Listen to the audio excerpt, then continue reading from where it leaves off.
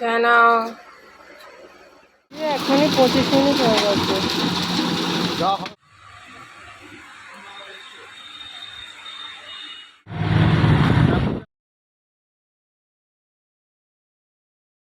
Hi everyone, মানা ইউটিউবারের নতুন একটি ব্লগে তোমাদের সবাইকে ওয়েলকাম।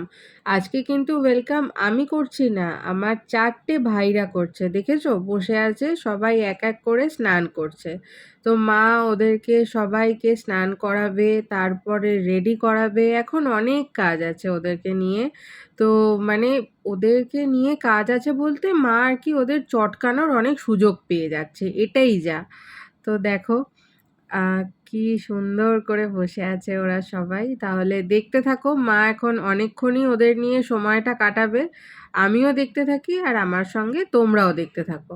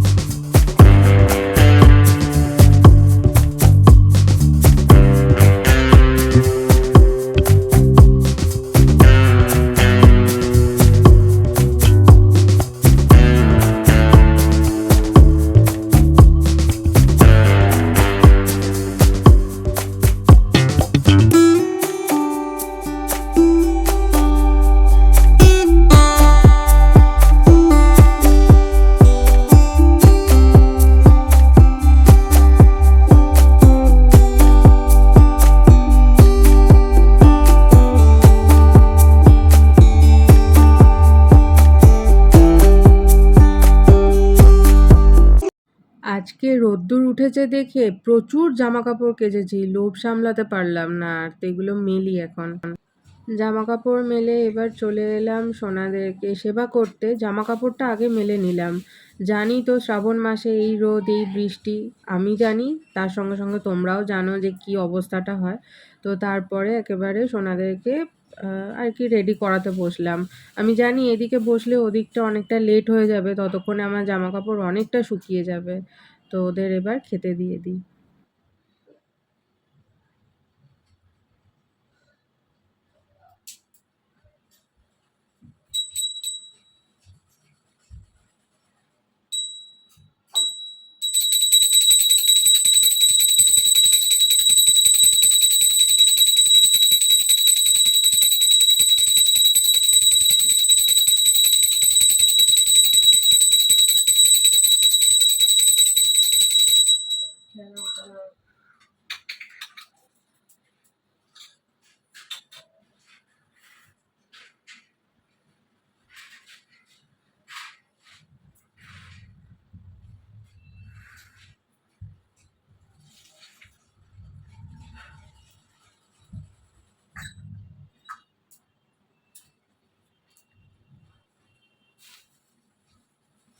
এই জামা কাপড়গুলো লাস্ট 3 দিন ধরে শুকোচ্ছে। শুকোচ্ছে তো শুকিয়েই যাচ্ছে, এগুলোকে যে আর বাইরে মেলবো সেই সাহসটুকু পাচ্ছিলাম না। কারণ এগুলো অল্প অল্প ভিজে আছে, মানে ভিজে ছিল আর কি। লেগিংসের ধরো জাস্ট গার্ডারের দিকটা, এই জামার একটু গলার দিকটা, নিচের দিকটা, তো এরকম করতে করতে আমি আর এগুলো বাইরে মেলিনি। এগুলো একটা চেয়ারের ওপর, মানে এই চেয়ারটা সবার বাড়িতেই থাকে আর কি। তো সেই চেয়ারের ওপর মেলে দিয়েছিলাম। এবার ভাবলাম যে না, আগে গুছিয়ে নিই, তারপরে বাকি কাজগুলো কমপ্লিট করব। আর এগুলো মুখে ঠেকিয়ে ঠেকিয়ে এটাই দেখছি যে সব শুকিয়ে গেছে কিনা। হাতে নিয়ে বুঝতে পারছি না, অ্যাকচুয়ালি হাতটা এইসবে ধুলাম তো।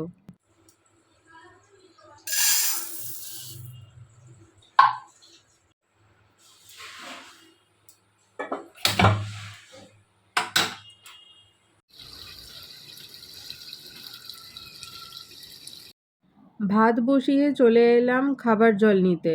সরি, খাবার নয়, রান্না করার জল। রান্না করার জলটা একদম শেষ হয়ে গিয়েছিল, তো সব শেষ করেই ইচ্ছা করে আজকে জলটা নিতে এলাম। এখনও অবধি তো বাইরে প্রচণ্ড রোদ্দুর আছে। জামা কাপড়ের জায়গায় যদি আমাকেও তারে মেলা হতো আমিও শুকিয়ে যেতাম। অনেক দিন পর এরকম রোদ দেখে না আজকে ভীষণ খুশি খুশি লাগছে। আমার ওরকম রোজ রোজ বৃষ্টি, তারপরে তোমার মানে ক্লাউডি ওয়েদার, এগুলো না আমার ঠিক রোজ ভালো লাগে না। তখন মুড খিটখিটে, ভালো লাগে না এরকম টাইপের। হ্যাঁ, 1-2 দিন হলেও সেটা অবশ্যই ভালো লাগে, বাট রোজ রোজ ভালো লাগে না। ভালো না না লাগার দুটো রিজন আছে। একটা হলো আমি রোজ রোজ জামা কাপড় কাচি, তো সেই জামা কাপড়টা মেলার খুব অসুবিধে, যেহেতু আমাদের এখানে ব্যালকনি নেই। আর সেকেন্ডটা হলো যে ঘর দুয়ার কেমন একটা স্যাঁতস্যাঁতে টাইপের হয়ে থাকে। ও, আরও একটা রিজন আছে, ভালো জামা কাপড় পরে বেরোনো যায় না। যেটাই পরতে যাই সেটাতেই ভাবি যে এই রে, এইটাতে কাদা লেগে যাবে, আর কাদা উঠবে না, বিচ্ছিরি দাগ হয়ে যাবে। তো তার জন্য এত কিছু ভাবতে হয় বর্ষাকালে, তাই বর্ষাকাল আমার মোটেই ভালো লাগে না। রোজ রোজ বৃষ্টি, মাঝে মধ্যে একটু আধটু বৃষ্টি হলো তো ঠিক আছে। তো আজকে আমি রান্না করব সয়াবিন আলুর তরকারি, এই ফার্স্ট টাইম, সেটাও আবার আমার বরেরই আবদারে। হ্যাঁ, আবদারেই বলতে পারো। আমি বলেছিলাম আলু পোস্ত করব, তো ও বললো যে সয়াবিন আলুর তরকারি করতে। তো চলো ঠিক আছে, সয়াবিন আলুর তরকারি করি। তো সয়াবিন আলুর তরকারি করার জন্য তো আলুটা কাটতে হবে। ভাত ওদিকে হয়ে গেছে, সয়াবিনটা জলে ভাপিয়েও নিয়েছি, এবার আলুটা কাটি, একটুখানি মশলা করব, তারপরে তরকারিটা বসাবো।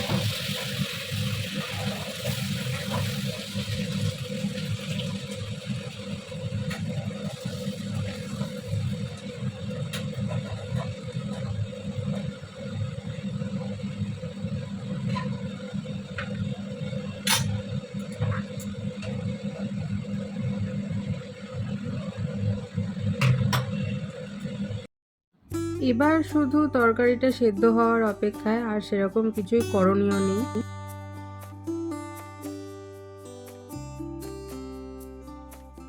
আমি নিজে রান্না করে নিজেই বলছি যে তরকারিটা থেকে ভীষণ সুন্দর গন্ধ বেরিয়েছে, পুরো ঘরে সয়াবিন আলুর তরকারির গন্ধ হয়ে গেছে। দাঁড়াও দেখি আলুগুলো সিদ্ধ হয়েছে কিনা।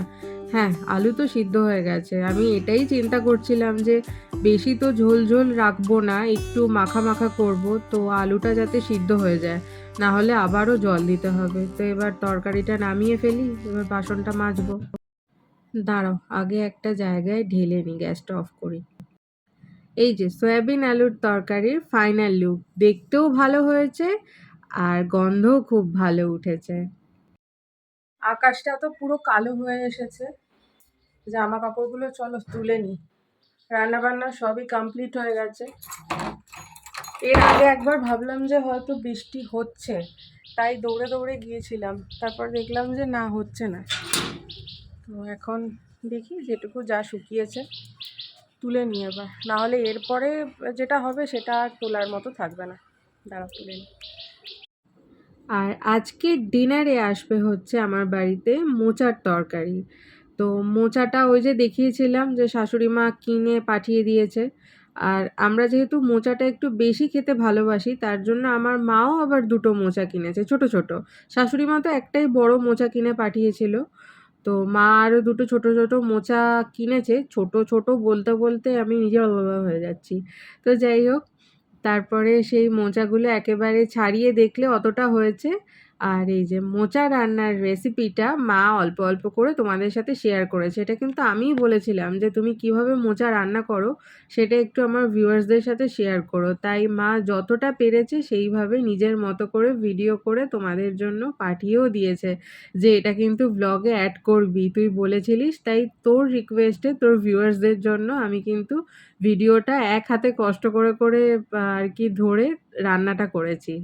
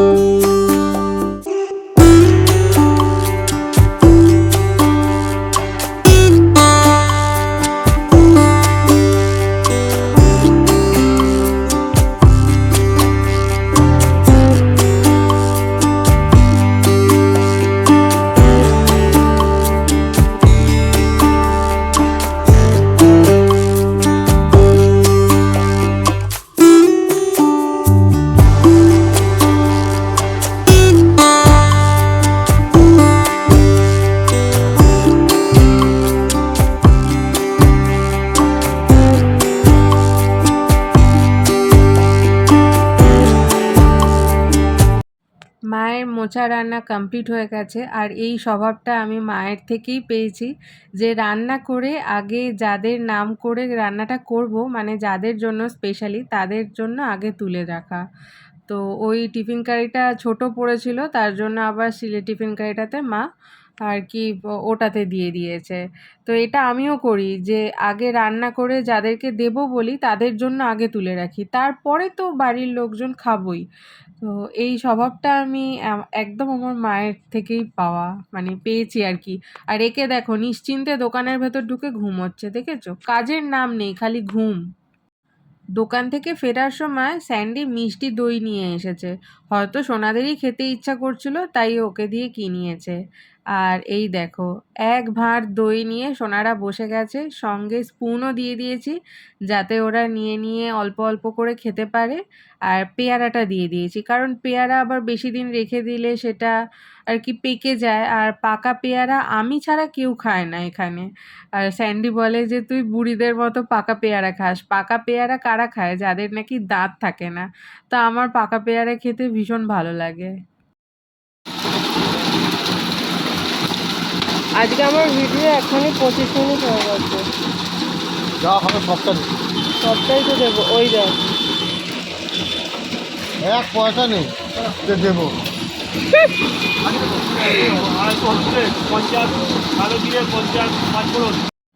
বাড়ি থেকে বেরিয়ে আজকে আগে মশলার দোকানে গেলাম, কারণ অনেকগুলো মশলা কেনার ছিল।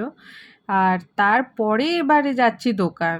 তো আগে স্যান্ডিকে বললাম যে মশলাগুলো নিয়ে নিই, রাত্রেবেলা না হলে অনেকটা লেট হয়ে যায়। আর তখন খুব ভিড় থাকে, তো অর্ধেক জিনিস মনেও থাকে না। এখন সবে দোকানগুলো খুলেছে, তাই দোকানটা একদম ফাঁকাই ছিল। তাও সেরকম ফাঁকা ছিল না।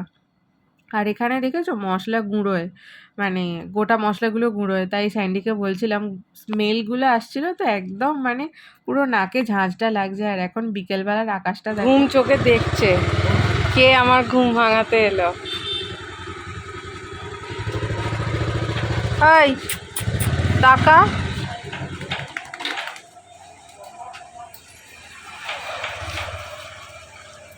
বাবা, কত ঘুম। ওই দেখ রাস্তাতেই বসে পড়লো। এই এদিকে আয়, ওখানে বসিস না, গাড়ি বাড়ি যাবে। নতুন করে আর কি বলবো এনার ব্যাপারে, তোমরা আগেও দেখেছো আমার ভ্লগে যে ইনি এরকমভাবেই জিভ বার করে ঘুমিয়ে থাকে। দেখেছো ঘুমিয়ে পুরো কাদা সব কটা, মনে হচ্ছে কত খেটেছে, ক্লান্ত হয়ে পুরো ঘুমোচ্ছে। আর এটা সেই রাস্তাটা যেখানে লরিটা অ্যাক্সিডেন্ট হয়েছিল, রাস্তার অবস্থাটা দেখেছো? তাহলে চলো, আমার ভাইদের সাথে আজকে ভিডিওটা এখানেই শেষ করছি। ভিডিওটা তোমাদের কেমন লাগলো সেটা অবশ্যই কমেন্ট করে জানাবে। ভালো লাগলে একটা লাইক করে দিও। দেখা হচ্ছে নেক্সট ভিডিওতে।